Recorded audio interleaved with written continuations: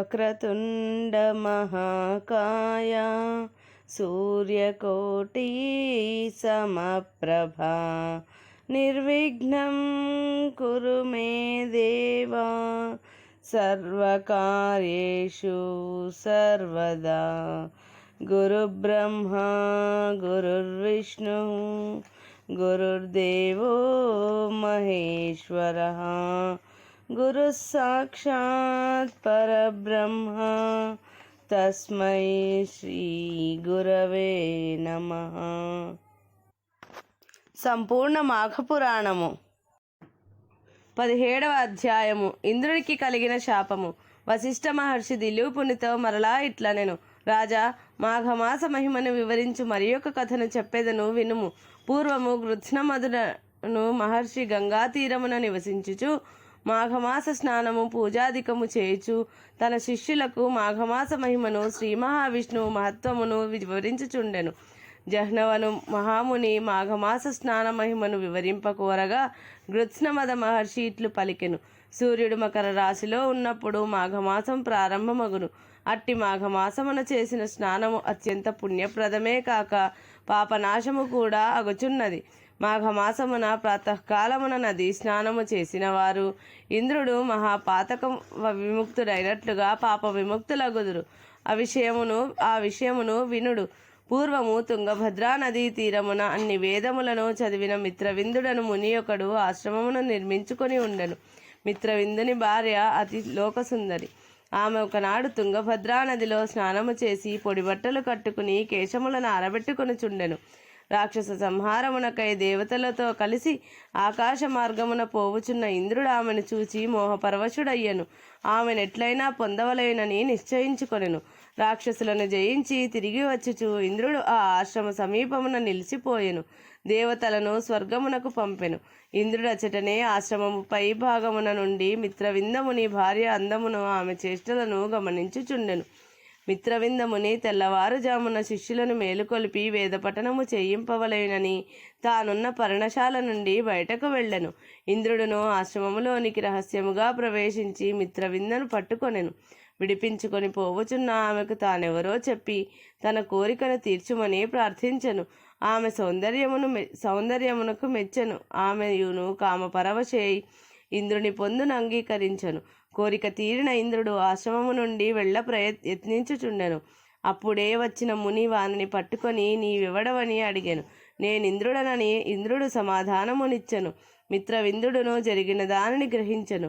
నీవు గాడిద ముఖము కలవాడవై స్వర్గమునకు పోలేక భూలోకముననే ఉండుమని శపించెను. తప్పు చేసిన తన భార్యను రాయివై పడి ఉండుమని శపించెను. ఆ చోటును విడిచి గంగా తీరమును చేరి అచట తపమాచరించి యోగ శక్తిచే దేహమును విడిచి పరమాత్మలో లీనమయ్యెను. ముని శాపము వలన ఇంద్రుని ముఖము మాత్రమే గాడిద ముఖమై ఉండెను. మిగిలిన శరీరము మామూలుగానే ఉండెను.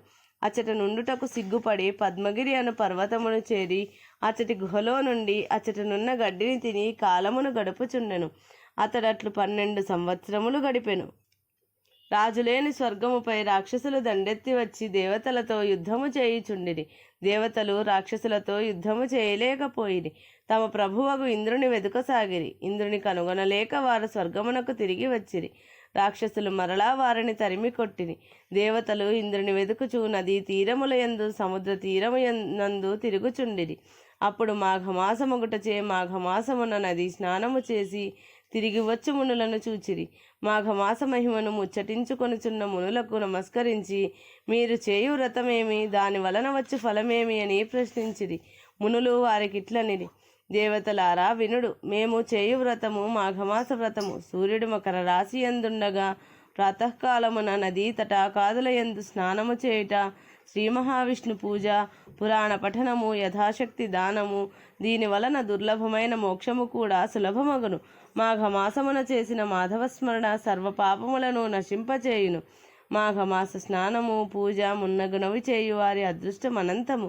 మాఘశుద్ధ చతుర్దశి యందు గోదానము, వృషోత్సర్జనము, తిలదానము, అపూపదానము, పాయసదానము, వస్త్రకంబళముల దానము విష్ణులోక ప్రాప్తిని కలిగించును. శ్రీ మహావిష్ణువు దయవలన సర్వలోకములు సులభములై ఉండును అనుచు మునులు దేవతలకు మాఘమాస మహిమను వివరించిరి. దేవతలను దివ్యమునుల మాటలను విని మాఘ స్నానమును సముద్రమున చేసి శ్రీ మహావిష్ణువును అర్చించిరి. వారికి శ్రీ మహావిష్ణువు సాక్షాత్కరించెను. మొట్టమొదటి జగద్గురువాగు శ్రీ మహావిష్ణువు మృదువైన శరీరము, చతుర్భుజములు కలిగి ఉండెను. శంఖచక్ర గదా పద్మములను 4 చేతులయందు పట్టెను. పచ్చని వస్త్రమును ధరించి కిరీటముతో మరింత మనోహరముగా నుండెను. కంకణములు, హారములు, వైజయంతిమాల మున్నగు అలంకారములను ధరించి గంభీర మనోహర రూపముతో నుండెను. ఇట్లు సాక్షాత్కరించిన శ్రీ మహావిష్ణువును దేవతనిట్లు స్తుతించిరి. స్వామి, నీవు జగములకే గురువు, వేదవేద్యుడవు. నీ అనుగ్రహము లేనిదే ఎవరునూ నిన్నెంతటి వారనైనను ఎరుగజాలరు. చతుర్ముఖములు గల బ్రహ్మన్యాస వ్యాస మహర్షి నీ పాదముల మహిమను స్తుతించి కృతార్థులైరి. అట్టి నీకు మా నమస్కారములు స్వామి. నీవు ఆనంద సముద్రమును పెంపొందించు చంద్రుడవు. నీకు నచ్చిన ఉత్తములైన వారికి స్వర్గమును మోక్షమును అనుగ్రహింతువు. సమస్తమును నీచే వ్యాప్తమై ఉన్నది. నీవు సచ్చిద్రూపుడవు, సత్యవాకువు స్వామి. ఇట్టి నీకు నమస్కారము. నీవు త్రిమూర్తి స్వరూపుడవై సృష్టి స్థితి లయముల నిర్వహించుచున్నావు. సర్వ సృష్టి నశించి జలమయమైనప్పుడు మర్రి ఆకుపై పరుండి చిదానంద స్వరూపుడివై ఉందువు. పరమాత్మ స్వరూపుడవైన నిన్ను నీవు తప్ప మరెవరునూ ఎరుగజాలరు. కర్మ ప్రకృతి గుణభేదములను అనుసరించి సృష్టించి వాని యందు ఆసక్తుడవై ఉన్నట్లుండి నిరాసక్తుడవై అద్వితీయ రూపముననున్న నీకు నమస్కారము. సర్వవ్యాప్తుడవైన నిన్నెవరును ఎరుగజాలరు. బ్రహ్మ, ఇంద్రుడు మొదలైన దేవతలు, పంచభూతములు అన్నిటినీ సృష్టించిన వాడవు నీవే. ధ్రువుడు, నారదుడు, ప్రహ్లాదుడు, ఉద్ధవుడు మొదలగు ఉత్తమ పురుషులు మాత్రమే నిన్నెరిగి సేవింపగలరు. నీవు జగములకు గురువువు, జగములును నీవే. మాట మనస్సు మున్నగు వానికి అందని నీ రూపమును నిన్ను స్తుతించుట తప్పేమియు చేయజాలని వారము. నాయకుడగు ఇంద్రుని కోల్పోయి రాక్షసులచే అవమానింపబడిన మమ్ము రక్షింపుము అని దేవతలు పలు రీతుల శ్రీ మహావిష్ణువును స్తుతించిరి. దేవతల యందు జాలిపడిన శ్రీమన్నారాయణుడు వారికి ప్రసన్నుడై ఇట్లనెను. దేవతలారా, ఇంద్రుడు ముని శాపముచే దివ్యశక్తులను కోల్పోయి గాడిద ముఖము కలవాడై పద్మగిరి గుహలలో సిగ్గుపడి దాగి ఉన్నాడు. అతడు ముని భార్యను మోహించి ఆమెను అనుభవించి దోషము చేసి మునిశాపమునందెను. పద్మగిరి గోకర్ణ సమీపముననున్నది.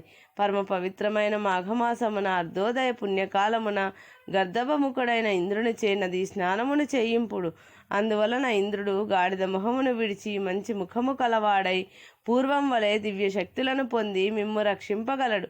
కావున మీరు వానిచే మాఘమాస అర్ధోదయ పుణ్యకాలమున నది స్నానము చేయింపుడని చెప్పెను. దేవతలను శ్రీ మహావిష్ణువు మాటలను విని విస్మితులైరి. స్వామి, మునిశాప పీడితుడైన ఇంద్రుడు కేవలం మాఘస్నానముచే స్వస్థుడగునా? విచిత్రముగానున్నదని పలికిరి. అప్పుడు శ్రీమన్నారాయణుడు, దేవతలారా, మాఘమాస స్నాన మహిమను మీరెరుగకపోవుటచే ఇట్లంటిరి. నేను చెప్పినట్లు చేసినచో ఇంద్రుడు యథాపూర్వ రూపమును పొందుటలో ఆశ్చర్యము సందేహము అక్కరలేదు. పూర్వము విశ్వామిత్ర మహర్షియు ఇంద్రుని వలె పాపమును చేసి కపిముఖుడై మాఘస్నానము చేసి పూర్వస్థితి నందనని చెప్పాను. ఆ మాటలకు దేవతలు మరింత ఆశ్చర్యపడి ఆ వృత్తాంతమును చెప్పుమని శ్రీమన్నారాయణుణ్ణి కోరిరి. అప్పుడు విష్ణువిట్లు పలికెను. వినుడు. పూర్వము విశ్వామిత్ర మహర్షి భూప్రదక్షిణము చేయుచు గంగా తీరమునకు వచ్చెను. మాఘమాస కాలమొగటచే గంధర్వులు, విద్యాధరులు మున్నగు దేవత జాతుల వారును తమ భార్యలతో కలిసి గంగా స్నానము చేయవచ్చిరి. అట్లు వచ్చిన వారిలో గంధర్వ దంపతులను కలరు. భర్తయగు గంధర్వుడు మాఘమాసమున నదీ స్నానము చేయుచు భార్యను కూడా నదీ స్నానము చేయుటకు రమ్మని పిలిచెను. భర్తతో భూలోకమునకు వచ్చి గంగా తీరమును చేరిన ఆమె, ఈ చలిలో నాకీ చన్నీటి స్నానము బాధాకరము. నేను స్నానము చేయజాలను. మీకు శక్తి ఇష్టము ఉన్నచో మీరు చేయుడని గంగా స్నానమును నిరాకరించెను. గంధర్వుడు ఎంత చెప్పినను వాని భార్య భర్త మాట వినలేదు, స్నానం చేయలేదు. గంధర్వుడు మిగిలిన వారితో కలిసి స్నానం చేసెను. గంధర్వుని భార్య మాఘమాస స్నానమును దూషించి నిరాకరించుటచే ఆమె దివ్యశక్తులను కోల్పోయెను. స్నానము చేసి తిరిగి వచ్చి తమ లోకమునకు తిరిగి వెళ్ళు సందడిలో గంధర్వుని భార్యను మిగిలిన వారు గమనించలేదు. దివ్యశక్తులతో గంధర్వాదులు తమ లోకములకు వెళ్ళిరి. గంధర్వుని భార్య గంగా తీరమున దివ్యశక్తులను కోల్పోయి అసహాయురాలై తిరుగుచుండెను. భూప్రదక్షిణము చేయుచు గంగా తీరమును చేరిన విశ్వామిత్రుడు గంధర్వకాంతను చూచి మోహపరవశుడై బలాత్కారముగా ఆమెను అనుభవించెను. దివ్యశక్తులను కోల్పోయి నిస్సహాయురాలైన ఆమె ఏమీ చేయలేని పరిస్థితిలో ఉండెను. ఆమెను బలవంతముగా అనుభవించిన తర్వాత విశ్వామిత్రుడును పశ్చాత్తాపము చెందెను. కానీ పనిచేసి పశ్చాత్తాపము చెందినచో ఏమగును? తప్పు చేయకముందు ఉండవలసిన జ్ఞానము తప్పు చేసిన తరువాత వచ్చినచో ఏమి ప్రయోజనముండును? తన వారితో కలిసి తన లోకముకు పోవుచున్న గంధర్వుడు తన భార్య తమతో వచ్చుట లేదని గమనించి వెనుదిరిగి భూలోకమునకు వచ్చెను. అచటనున్న తన భార్యను విశ్వామిత్రుని చూచి జరిగిన దానిని తెలుసుకొనెను. మహర్షివై ఉండి కపి వికారమును చిత్త చాంచల్యమునందితివి కావున నీవు కోతిముఖము కలవాడగుము, బుద్ధి మాంద్యమునందుము అని విశ్వామిత్ర మహర్షిని శపించెను. భార్యను చూచి పవిత్ర గంగా స్నానమును విడిచి పరపురుష సాంగత్యమును ప్రతిఘటింపక పొందుటచే నీవి గంగా తీరమున పాషాణ రూపమున ఉండుమని శపించెను. తన లోకమునకు తిరిగి వెళ్ళెను. విశ్వామిత్రుడును గంధర్వ భార్యను శాపమచే కోతి ముఖము కలవాడై మందబుద్ధి అయి తిరుగుసాగెను. గంధర్వుని శిలారూపమునందెను. ఇట్లు కొంతకాలం గడిచిన తరువాత త్రిలోక సంచారియగు నారద మహర్షి అచటకు వచ్చి విశ్వామిత్రుని దురవస్థను చూచెను. అంతట మహర్షి ఇట్లయ్యనేమి అని ఆశ్చర్యపడెను. దివ్య దృష్టిచే జరిగిన దానిని తెలుసుకొనెను. అయ్యో, ఈ విశ్వామిత్రుడు ఎంత గొప్పవాడు! మునులందరూ ఇతని దీక్షను ప్రశంసింతురు.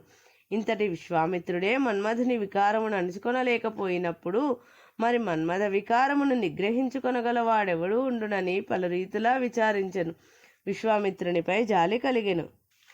విశ్వామిత్రుని శాప నివృత్తికి స్వస్థతకును సంకల్పము చెప్పి నారదుడు విశ్వామిత్రుని కొరకు వాని పేరున మాఘమాస స్నానమును పూజాధికమును నియమనిష్టలతో నిర్వర్తించెను. దేవతలారా, నారదుని వ్రతానుష్ఠానముచే నేనును సంతుష్టుడనైతిని. నా అనుగ్రహమున విశ్వామిత్రుడు శాప విముక్తుడయ్యెను. మునుపటి కంటే మరింత బాగుండెను. స్వస్థుడైన విశ్వామిత్రుడు శాప విముక్తి నంది నారదునకు కృతజ్ఞతలు చెప్పెను. పిమ్మట వారిద్దరును నియమనిష్టలతో పవిత్ర గంగా స్నానమును ఆచరించిరి. తమ కమండలములోనున్న పవిత్ర జలమును పాషాణముపై చల్లిరి. పాషాణ రూపమును విడిచి గంధర్వకాంత పూర్వ రూపమును పొందెను. పోయిన దివ్యశక్తులను పొందెను. గంధర్వ స్త్రీ భక్తితో గంగా స్నానమును దివ్యశక్తులను పొంది చేసి తన లోకమునకు తిరిగి వెళ్ళెను. దేవతలారా, మాఘ స్నానము మహిమ మాటలకు అందదు, చాలా గొప్పది. కావున మీరు గాడిద ముఖము కలిగి సిగ్గుపడి పద్మగిరిలోనున్న ఇంద్రునిచే మాఘ స్నానమును చేయింపుడు. అప్పుడు తనకి శాప విముక్తి అగునని శ్రీమన్నారాయణుడు దేవతలకు ఇంద్రుని శాప విముక్తికి ఉపాయమును సూచించెను. ఇది మాఘపురాణం 18వ రోజు పారాయణం 18వ అధ్యాయము సంపూర్ణం.